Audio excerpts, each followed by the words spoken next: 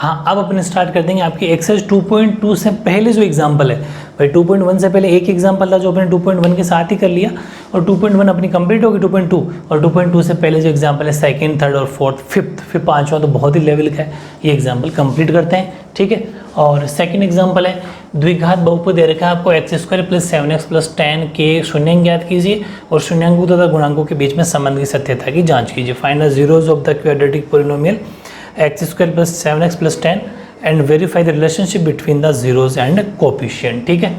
तो बड़ा इजी, सबसे पहले अपन सोल्यूशन स्टार्ट करेंगे, वो लिखेंगे x² + 7x + 10 = 0, यानी कि सबसे पहले अपन को बराबर 0 लेके चलना है, 0 के साथ कंपेयर करना है, ठीक है। जो मैंने आपको सिस्टम एक्सरसाइज के साथ में बताया था, क्योंकि शून्यांक जब भी निकालना हो तो बराबर 0 लेंगे, बिना सेपरेट शून्यांक या रूट जीरोज नहीं निकलेंगे, ठीक है।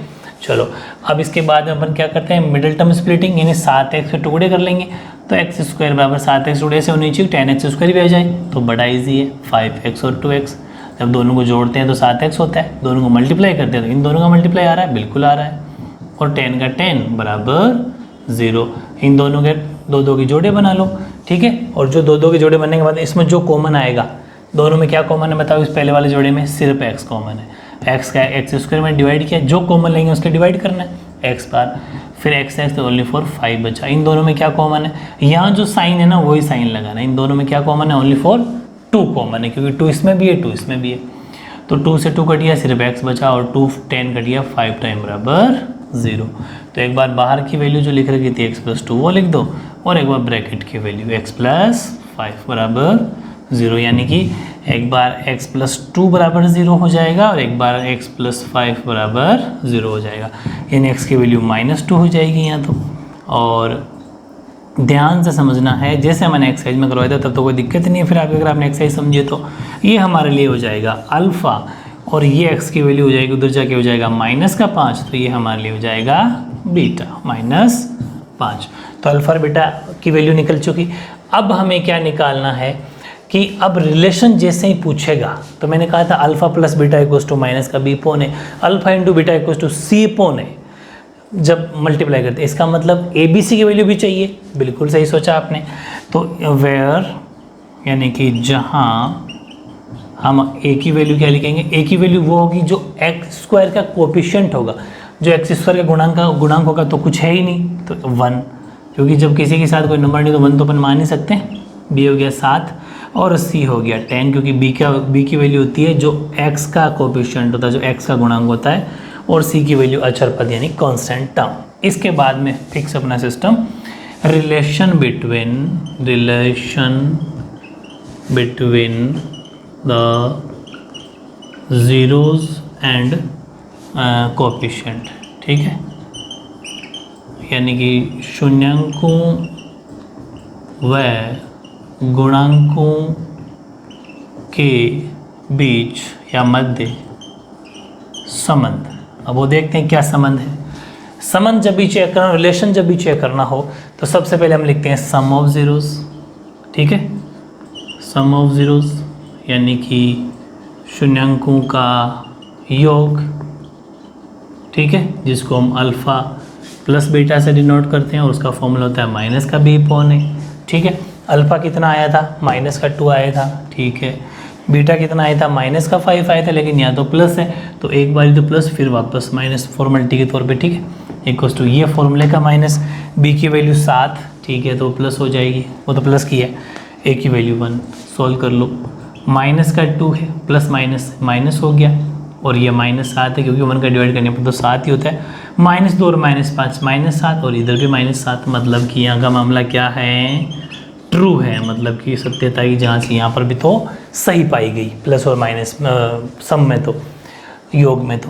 अब बात करते हैं अपन प्रोडक्ट की, प्रोडक्ट ऑफ जीरोस, यानी कि शून्यांकों का गुणनफल, और शून्यांकों का गुणनफल क्या होता है, गुणनफल होता है alpha × beta, formula c/a, alpha कितना -2 इंटू बीटा कितना -5, बोले इंटू लगाओ बोले ब्रैकेट लगाओ, बात एक ही है।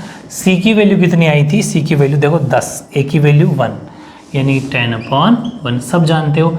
माइनस माइनस हो जाता है जब मल्टीप्लाई होता है तो प्लस, और 2 पंजे 10 यानी 2 5 10, इधर भी 10, तो यहाँ का मामला भी ट्रू है यानी कि सत्य। तो एक लाइन नीचे लिख देना आप लास्ट में क्या कि therefore relation between, same to same लिखनी है, relation between the zeros and coefficient are true, अतः शून्याङ्कों व गुणांकों के बीच संबंध सत्य है, क्योंकि यहाँ पर भी बराबर यहाँ पर बराबर। ठीक है, ये था आपका एग्जाम्पल नंबर 2।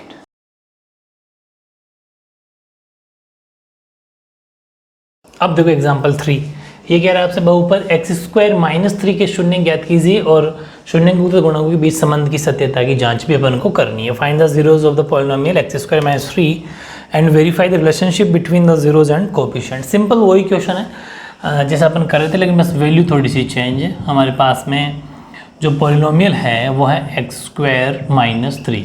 सबसे पहले अपनी इक्वल्स टू 0 रख लेंगे। अब आप ये सोच रहे होंगे कि x की वैल्यू नहीं है, कोई बात नहीं, लेकिन यहाँ पर x² की वैल्यू है, नंबर है, तो अपन क्या कर लेंगे, ऐसा मान लो कि b की वैल्यू 0 हो जाएगी, c की वैल्यू तो है, क्योंकि b की वैल्यू x का कोएफिशिएंट होता है, x का गुणांक होता है, जो हमारे पास अभी नहीं है। लेकिन इसको अपन ऐसा लिख सकते हैं ना, उधर भेज के 3, तो इसको अपन ऐसा भी लिख सकते हैं। मैंने आपको एक चीज़ बताई थी कि स्क्वायर बराबर में उधर जाता है प्लस माइनस रूट में। वेरी गुड, यानी कि x की वैल्यू एक बार प्लस में √3 और एक बार x की वैल्यू माइनस में √3। समझ में आ गई बात? जो अपन ने वो t² वाला किया था, √15 जो आंसर आया था उसके अकॉर्डिंग हो जाएगा। ठीक है, यानी कि अल्फा तो हो गया √3 प्लस में और बीटा हो गया माइनस का √3। ये हमारे पास दो जीरोज आ गए। ठीक है, और इसके बाद में अपन ए बी सी की वैल्यू भी निकालते थे। तो ए का मतलब जो x² का कोएफिशिएंट है, मतलब जो x² का गुणांक है, तो x² का भी कुछ है ही नहीं, तो 1, क्योंकि भाई इसके साथ मल्टीप्लाई में कोई नंबर नहीं तो 1 तो हो ही सकता है। b की वैल्यू नहीं दे रखी, तो जिसकी वैल्यू नहीं दे रखी होती, क्योंकि b की वैल्यू होती है x का कोएफिशिएंट, x का गुणांक, x की गुणांक तो है ही नहीं, तो b की वैल्यू 0 और c की वैल्यू हो जाएगी -3। ठीक है, चलो ये b c की वैल्यू आ जाएगी। अब अपन लिख देंगे relation between zeros and the coefficient. ठीक है, जीरोज एंड द कोएफिशिएंट, यानी कि इसके बीच में जाएंगे अपने शून्याङ्कों व गुणांकों के बीच संबंध। और संबंध ज्ञात करने के लिए क्या करेंगे अपन, सबसे पहले सम ऑफ जीरोज, यानी कि शून्याङ्कों का योग। ठीक है, यानी कि अल्फा प्लस बीटा, और इसका फॉर्मूला होता है -b/a। ठीक है, तो देखो अल्फा की वैल्यू हमारे पास √3, ठीक है, प्लस बीटा की वैल्यू प्लस, लेकिन बीटा एक बार √3 माइनस में हो जाएगा, और माइनस का b/a, b की वैल्यू 0 है, 0 और a की वैल्यू 1। ठीक है, क्योंकि वो माइनस ये फॉर्मूले का, तो फॉर्मेलिटी के तौर पर लिख देते हैं, वैसे 0 से पहले कोई प्लस माइनस का इशू नहीं है। √3 प्लस माइनस होता है √3, और ये हो गया -0 या फिर 0 मान लो, कोई फर्क नहीं पड़ता। ठीक है, 0 इससे कट गया तो 0 बराबर 0 आ गया। इसका मतलब जो रिलेशन है वो ट्रू है, सत्य है। देखो ध्यान रखना, 0 के ऊपर प्लस या माइनस का कोई इशू नहीं है, कोई फर्क नहीं पड़ेगा। अभी बताता हूँ, आगे फर्क पड़ेगा, अभी कोई फर्क नहीं पड़ेगा। ठीक है, अब मैं बात करता हूँ प्रोडक्ट ऑफ जीरोज, वो होता है c/a, यानी कि शून्याङ्कों का गुणनफल। ठीक है, जो होता है अल्फा इंटू बीटा, पहले पूरा लिख देते हैं, alpha into beta equals to c/a। Alpha है √3, बीटा है -√3, इक्वल्स टू c की वैल्यू है -3, यस, और a की वैल्यू 1। इससे देखो √3 और √3 ओनली 3 प्लस माइनस, और ये हो गया -3। रूट की वैल्यू मैंने सोल्व करना आपको बताया था कि सेम टू सेम वैल्यू जब होती है मल्टीप्लाई में रूट हट जाता है, लेकिन प्लस माइनस हो जाता है, और -√3 बराबर -3, ये भी ट्रू यानी कि सत्य। फिर एक लाइन लिखनी है, therefore the relation between zeros and coefficient are true, अतः शून्याङ्कों व गुणांकों के मध्य संबंध सत्य है। तो बहुत इंपॉर्टेंट, इजी सा। अब देखो कहाँ पर फर्क पड़ता है 0 माइनस प्लस का, कि जैसे अभी यहाँ पर अपन ने सी की वैल्यू -3 ली थी, है ना, क्योंकि -3 था, लेकिन यहाँ पर बी की वैल्यू मैंने 0 रखी। कभी कभी यहाँ पर क्या होता है कि 0x जब लेते हैं, अगर वो ये सपोज ऐसा होता x² -0 0x, तब यहाँ पर डिसाइड करता है कि बी की वैल्यू 0 होते भी मतलब वो x की वैल्यू को माइनस कर देता है। बाकी 0 के पहले माइनस लगाना कोई फर्क नहीं पड़ता, 0 के पहले कोई साइन हो जाए, 0 0 ही होता है। ठीक है, ओके।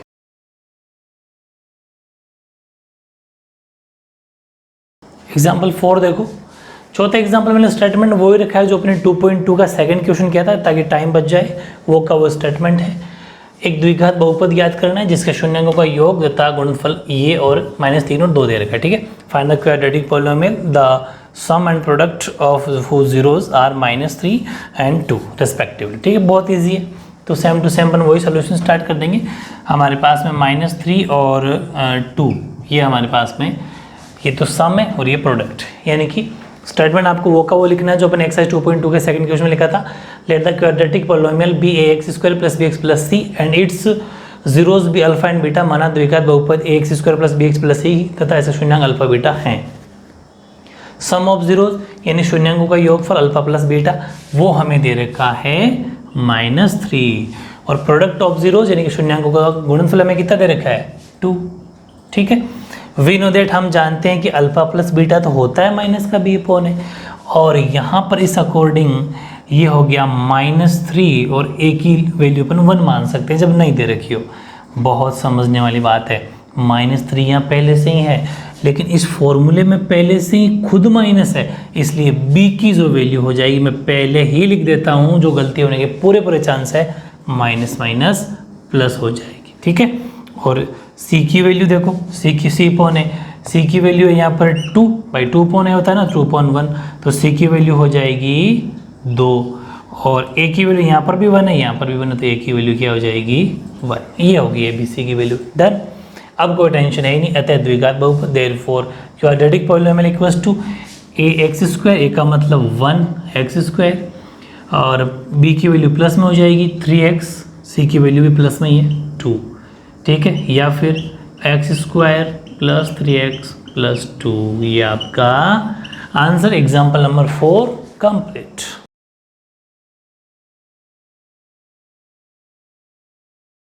अब देखो एग्जाम्पल 5, ये अभी तक का सबसे लेवल का क्वेश्चन है, अभी तक सबसे टॉप लेवल का एग्जाम्पल है। अल्फा बीटा और गामा भी इसके अंदर है, बहुत मज़ेदार क्वेश्चन है ये, पक्का इंपॉर्टेंट, डिफरेंट तरीके से इतना इजी कराने वाला हूँ कि जो बहुत बड़ा एक इशू बना है आपका आज डाउट क्लियर हो जाएगा। देखो ये क्वेश्चन क्या है कि जांच कीजिए कि त्रिघात, बस यहीं रुक जाना है कि द्विघात नहीं है, त्रिघात, त्रिघात आते ही अल्फा बीटा गामा, त्रिघात बहुपद px = 3x³ - 5x² - 11x - 3 के शून्यंक 3, -1 और -1/3 हैं, ये जांच करना है। Check whether, verify that 3, -1 and -1/3 are the zeros of the cubic polynomial px = 3x³ - 5x² - 11x - 3। ये पहले चेक करो कि ये इसके शून्यंक है या नहीं, अगर हैं तो फिर उसके बाद में शून्यांकों तथा गुणांकों के बीच में संबंध की सत्यता की जांच करनी है। अगर ऐसा है then verify the relationship between the zeros and the coefficient. पहले क्वेश्चन को समझ लिया, पहले हम ये चेक करेंगे कि ये जो -3, -1 और माइनस का 1/3 जो है वो इसके शून्यांक है। अब आपके माइंड में क्वेश्चन ये उठ रहा होगा कि ये कैसे पता होगा, तो ये पता तब होगा कि मैं बारी बारी, ध्यान से सुनना, बारी बारी में क्या करूँगा, हर बार इस px के अंदर एक बार इस x की वैल्यू 3 रखूँगा, एक बार x की वैल्यू -1 रखूँगा, और एक बार x की वैल्यू -1/3 रखूँगा, और फिर यहाँ रखूँगा। अगर ये पूरा सोल्यूशन तीनों से, 3 से, -1 से और -1/3 से 0 आ जाता है, तब ये मानेंगे कि ये इसका जीरोस यानी शून्यंक है, वरना नहीं। लेकिन ध्यान रखना, जब जांच कीजिए की बात आ जाए ना, तो हमेशा लगभग ऑलमोस्ट वो होगा, इसलिए ये मत सोचना कि नहीं भी हो सकता, नहीं होगा, गलती मत कर देना। ठीक है, तो ध्यान से समझो, किसी का शून्यंक होने का मतलब है कि अगर किसी की वैल्यू इक्वेशन में या उस पोलिनोमियल में रखूँ तो वो 0 हो जाना चाहिए, तभी वो शून्य क्या जीरोज होता है। ठीक है, चलो ये बात समझ में आ गई। लेकिन सबसे पहले सोल्यूशन स्टार्ट करेंगे अपन, लेकिन एक बात ज़रूर लिखेंगे कि इसने एक बात लिखी त्रिघात, बस सोल्यूशन त्रिघात का रखना पड़ेगा। तो ये त्रिघात है, इसलिए एक लाइन लिखनी है अपन को कि comparing the given polynomial with ax cube plus bx square plus cx plus d। मैंने आपको कल भी लिखा दिया था, ये तो कल इन सेंस फर्स्ट वीडियो में जो पार्ट 1 है उसमें सारे बेसिक बता रखे हैं कि जब त्रिघात हो तो 3 पावर आनी चाहिए, फिर उसके बाद में स्क्वायर, फिर x फिर d। ठीक है, हिंदी वाले स्टूडेंट ऐसा लिखेंगे कि दिए गए बहुपद की तुलना ax cube plus bx square plus cx plus d से करने पर। ठीक है, जहाँ वेर a की वैल्यू क्या हो जाएगी बताओ, a की वैल्यू हो जाएगी 3, क्योंकि जो x क्यूब का कोफिशिएंट होगा वो a होगा। ये चीज़ें तो खैर इजी हो गई क्योंकि अपन बहुत क्वेश्चन कर चुके हैं। जो एक्स स्क्वायर का होगा वो b की वैल्यू होगी, एक्स स्क्वायर जो कोफिशिएंट होगा यानी एक्स स्क्वायर का जो गुणांक होगा वो b होगा, और जो x का गुणांक होगा, जो x का कोफिशिएंट होगा वो c होगा, और d जो नंबर होगा अचर पद होगा, कांस्टेंट टर्म होगा। साइन वही लगाना जो दिया हुआ है, a plus 3, b minus 5, c minus 11 और d माइनस 3। ठीक है, चलो अब ये चीज़ करने के बाद में इसने एक बात कह दी अपन से कि जांच कीजिए, वेरीफाई करो। तो वेरीफाई करने के लिए हमें क्या करना पड़ेगा कि जो हमें px गिवन है वो गिवन है 3x cube minus 5x square minus 11x minus 3, ये गिवन है। तो अपन बारी बारी इसके अंदर एक बार क्या करेंगे, जो 3 हमें गुणांक शून्यंक दे रखे हैं 3, तो एक बार x की जगह 3, फिर उसको सॉल्व कर लेंगे। फिर रखेंगे अपन -1, चलो पहले इसको सॉल्व करके बताता हूँ। तो देखो ये पहले रखा अपन ने, तो 3x की जगह 3, देखो x की जगह 3, तो यहाँ पर भी x की जगह 3 का क्यूब माइनस 5, x की जगह 3 का स्क्वायर माइनस 11, x की जगह 3 और माइनस 3। सॉल्व करो, 3 का तो 3 और 3 का क्यूब 3 यानी कि 27, तो 27 हो गया। मतलब 3 को 3 बार मल्टीप्लाई करना है, और ये 5 का 5 और 3 का स्क्वायर 9 हो गया, 11 3 जा 33 हो गया और -3। मतलब मल्टीप्लाई को एक साथ लिखना है, बाकी इज दैट इज ऐसा कैसा मल्टीप्लाई हो जाएगा। 3 7 जा 21, मतलब 81 मल्टीप्लाई हो गया, इसका 45 मल्टीप्लाई हो गया, इसका 33 अपनी जगह है और -3 अपनी जगह है। ठीक है, अब देखो अब अपन क्या करेंगे कि जो वैल्यू प्लस प्लस की है उसको इकट्ठे लिख देंगे, तो प्लस का तो सिर्फ 81 है, और ये तीनों माइनस क्या तो इकट्ठे हो जाएंगे, 3 3 6 और 5 11, यानी कि 11 1 कैरी हो गया, 4 और 4 8। देख लो भले 81 माइनस का 81 प्लस का 0। तो px अगर 0 आ रहा है किससे, 3 रखने से, तो इसका मतलब 3 तो पक्का इसका गुणांक यानी शून्यंक, सॉरी 3 तो इसका शून्यंक यानी कि जीरो है, गुणांक नहीं बोलते शून्यंक, तो 3 तो इसका शून्यंक हो गया। ये बात तो इसने सही कह दी। ठीक है, अब -1 और चेक करते हैं। चलो फिर ये लो -1 इक्वल्स टू 3 -1 का क्यूब -5 -1 का स्क्वायर -11 -1 और -3। तो देखो 3 का 3 -1 का क्यूब 3 बार जब -1 करोगे तो +1, लेकिन फिर -1, ठीक है ना, मल्टीप्लाई करते टाइम। तो यहाँ आ गया -1, और ये हो गया 5 तो माइनस का 5 और -1 का स्क्वायर +1, और ये हो गया माइनस का 11 इंटू माइनस का 1 प्लस का 11 और माइनस का 3। मतलब ये मल्टीप्लाई एक साथ सॉल्व होगा, ये मल्टीप्लाई एक साथ सॉल्व होगा, ये मल्टीप्लाई एक साथ सॉल्व होगा, -3 का -3। ठीक है, गलती मत कर देना। इसको सोल्व किया तो -3 आ गया, क्योंकि जब 3 को -1 से मल्टीप्लाई करेंगे मतलब गुणा करेंगे तो -3 आ गया, और -1 को -5 को 1 से करेंगे तो -5 आ गया, और 11 11 अपनी जगह हैं और -3 अपनी जगह हैं। तो एक लाइन शायद और दिख जाएगी आपको, -3 और -5 -8 और माइनस, मतलब तीनों माइनस माइनस के इकट्ठे हो जाएंगे, -3 और -3 -6 और -6 और -5 -11। माइनस माइनस 8 ज़रूर होता है, लेकिन साइन अपने रखता है, और प्लस का 11 एज इट इज़, ये भी कट के 0 हो गया। इसका मतलब p-1 भी बिल्कुल सही है, मतलब 3 बिल्कुल सही निकला, -1 बिल्कुल सही निकला। चेक करते हैं अब अपन p माइनस का 1/3 से इस इक्वेशन में, तो 3x की जगह माइनस का 1/3 का क्यूब माइनस का 5 एज इट इज, x की जगह माइनस का 1/3 का स्क्वायर माइनस का 11 x की जगह माइनस का 1/3 और -3 का -3। ध्यान से करना है ना, 3 का 3 ये तो खाली जगह रहेगा, मतलब एज इट इज उतारो चाहे मत उतारो एक ही बात है।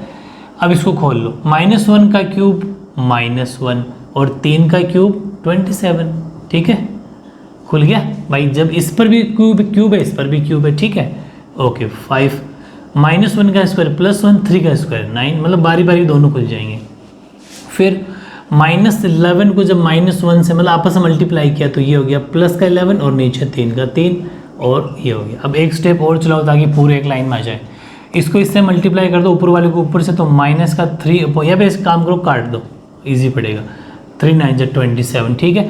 तो सोल्यूशन बन गया माइनस का 1/9, ये तो नहीं कटेगा, तो ये हो गया 5/9 क्योंकि 5 × 5 9 का 9, और ये हो गया 11/3 और -3 का -3, और ये इस तरीके से नीचे 1 रख सकते हैं अपन।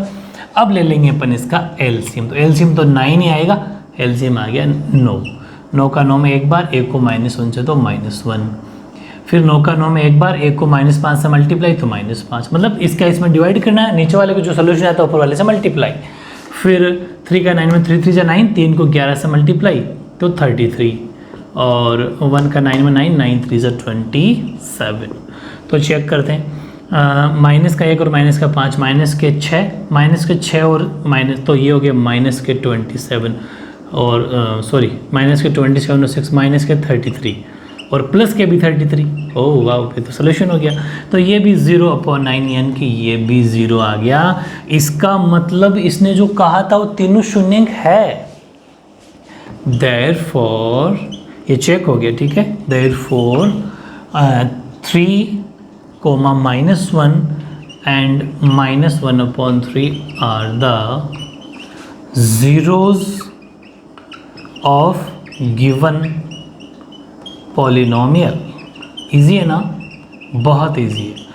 अतः मतलब ये है, अतः 3, -1 तथा -1/3 दिए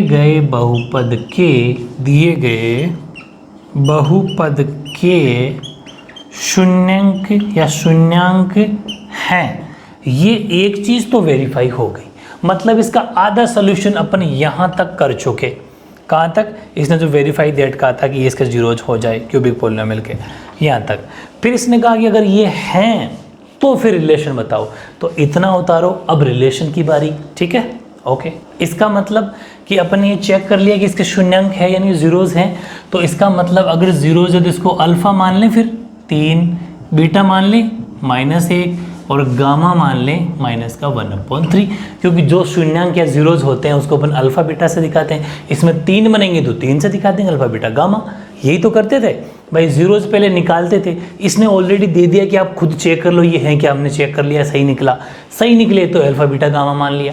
अल्फा बीटा क्या कर रहे हैं अपन, रिलेशन बता रहे हैं, ठीक है। और रिलेशन के अंदर मैंने 3 गामा जब आई तो 3 फॉर्मूले बताए थे। एक तो सम ऑफ जीरोज का, यानी कि alpha plus beta plus gamma, पहला फॉर्मूला यही था, जिसका फॉर्मूला होता है माइनस का b/a, राइट। चेक करते हैं, ठीक है। अल्फा, अच्छा, और ए बी सी की वैल्यू भी लिख लो साइड में, चलो लिख लेते हैं। ए की वैल्यू क्या हो जाएगी, ए की वैल्यू जो x का क्यूब है यानी कि 3, हालांकि पहले निकाल ली थी। बी की वैल्यू -5, सी की वैल्यू -11, डी की वैल्यू -3, ठीक है। बस कोई टेंशन नहीं है, ए बी सी डी की वैल्यू हो जाएगी। हाँ, एक बार चेक कर लेना, ए की 3, बी की -5, सी की -11, डी की -3। चलो अल्फ़ा कितना आया 3 प्लस बीटा कितना आया -1। देखो मैंने आलस नहीं किया, ब्रैकेट में लिखना है वैल्यू, फिर सॉल्व करनी है। प्लस गामा कितना -1/3, माइनस कौन सा, ये वाला। अब बी की वैल्यू कितनी है -5। यही तो मैं कह रहा था, हर बारी वो वैल्यू लगभग माइनस में देगा ताकि यहाँ आप गलती करो, लेकिन आप गलती नहीं करने वाले, वेरी गुड। तो ये 3 plus minus minus plus minus minus plus minus into minus plus, तो प्लस का 5/3 हो गया, ठीक है। अब क्या हो जाएगा, 3 में से 1 चला गया तो बचा 2, 2 माइनस 1 बेटा 3, एलसीएम ले लो, एलसीएम आ गया 3, ठीक है। तो 3 1 का डिवाइड किया 3 में, 3 2 जा 6, 3 का 1 में 1 × 1 1, ठीक है। और इधर ये 5/3 कंटिन्यू चल रहा है, तो ये भी 5/3 आ गया और ये भी 5/3 5/3 आ गया। इसका मतलब ये जो रिलेशन था वो तो बिल्कुल सही निकला, है ना। Very good. अब एक बात आती है नेक्स्ट, वो फॉर्मूला है आपका alpha into beta, beta into gamma, gamma into alpha, मतलब alpha into beta plus beta into gamma plus gamma into alpha. और इसका फॉर्मूला क्या होता है, C/A। अल्फ़ा कितना 3, एक बार अच्छे से करेंगे अपन, 3 इंटू लगाओ चाहे ब्रैकेट लगा दो, बीटा की वैल्यू -1 प्लस बीटा की -1 और गामा की माइनस का 1/3, फिर अल्फ़ा की 3 और गामा की माइनस का 1/3 और C की वैल्यू -11 और A की वैल्यू 3, ठीक है। चलो फिर ये हो गया -3/3 को जब -1 से मल्टीप्लाई करेंगे तो -3, और यहाँ -1 इंटू -1 हो गया +1 और नीचे 3, मतलब ऊपर वाले ऊपर मल्टीप्लाई, नीचे वाले नीचे मल्टीप्लाई, लेकिन 3 अकेला ही था तो वो किससे होता बेचारा, तो 3 का तो 3 रह गया। फिर ये प्लस का 3 और माइनस का 3 ऊपर वाले ऊपर मल्टीप्लाई, तो ये हो गया माइनस का, ये पे काम करो सॉरी 3 से 3 काट दो, मल्टीप्लाई में कट जाते हैं, प्लस माइनस में नहीं कटते, ध्यान रखना, मल्टीप्लाई में दोनों इसलिए कटे हैं वरना नहीं कटते। ये प्लस ये माइनस, तो पीछे क्या बच गया -1 और इधर माइनस का 11/3। चेक करते हैं, माइनस का 3 और माइनस का 1, ये हो गया माइनस के 4 और 1/3 अपनी जगह, इधर 11/3 कंटिन्यू। नेक्स्ट स्टेप यहाँ ले लो एलसीएम, एलसीएम आ जाएगा 3, तो ये हो जाएगा 3 को तो माइनस का हो गया 12, क्योंकि देखो एक का डिवाइड किया 3 में, 3 को 12 से 4 से किया तो 12 आ गया। फिर 3 का 3 में 1 को 1 से किया तो 1, तो यहाँ पर भी आंसर क्या आ जाए, अच्छा बराबर आपका माइनस का 11/3 चल रहा है। इसको सोल्व किया तो माइनस का 11/3 यहाँ पर भी, क्योंकि 1 चला जाएगा 12 में से, लेकिन 12 माइनस का 1 प्लस का, तो माइनस का ही बचेगा, बड़ी वैल्यू बचेगी, बड़ी वैल्यू का साइन आएगा। ये बात भी सही निकली, ठीक है, यानी कि सत्य। अब एक फॉर्मूला और होता है, एक तो ये लगा लिया अपन ने 1 2 देन थर्ड, वो क्या, alpha into beta into gamma, formula -D/A। Part 1 ज़रूर देखना, उसमें सारे बेसिक बता रखे हैं मैंने, ठीक है। अल्फ़ा कितना 3, बीटा कितना -1, सबको ब्रैकेट लगा दो ताकि मल्टीप्लाई का साइन नहीं लगाना पड़े, और -1/3 इक्वल्स टू D कितना माइनस, लेकिन यहाँ फिर माइनस, ठीक है, अपॉन A भी 3 से 3 कट गया, -1 इंटू -1 +1, 3 से 3 सॉरी एक स्टेप और लिख दो, माइनस माइनस हो गया +3 और नीचे भी 3, इससे ये कट जाएगा, ठीक है। तो यानी कि 1 बराबर 1, क्योंकि 3 1 3, तो ये भी ट्रू निकला, यानी कि सत्य लिख रहा। बस यही तो था क्वेश्चन, हैंड्स प्रूव्ड, यानी कि जो रिलेशन थी सत्य है। Therefore the relation between the zeros and coefficients are true, अतः शून्यंकों व गुणकों के मध्य संबंध बिल्कुल सही पाया गया, या फिर बिल्कुल सत्य है ना। मज़ेदार, तो काफ़ी मज़ेदार क्वेश्चन है, 4 नंबर में आने लायक है। बहुत सारे बच्चों के डाउट है कि कैसे होगा कैसे होगा, लेकिन है ना इजी। इस तरीके से आपको पढ़ना है, बहुत मज़ा आने वाले हैं। 100 आउट ऑफ 100 ये मेरी गारंटी है। अगर आपने सारे वीडियोज़ देख लिए तो कहीं पर भी कोई सिंगल मार्क्स काट नहीं सकता, ठीक है। ओके।